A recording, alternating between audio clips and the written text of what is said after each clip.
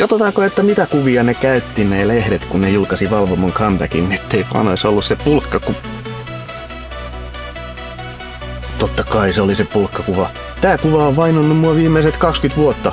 Ihmiset kysyy multa, että miten sä suostuit tohon alun perinkään. No mä voin kertoa.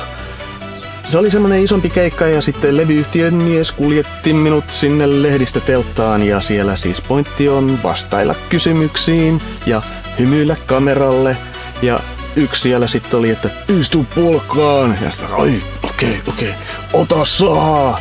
Ai miksi? Hymyillä. Tilanne oli aika nopeasti ohi. Äkkiä mä tajusin, että nyt tuli kyllä ekstra tyhmät kuvat otettua, mutta en arvannut, että se näin pitkään vainoisi mua. No niin, no ei kannata valittaa. Otetaan vaan uudet bändifotot, eiks niin? Tulee varmaan tosi fiksut. Katsotaanko.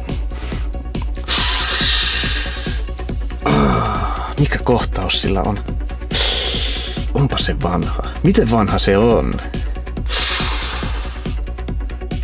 No ja kattokaa mitä hieno paita.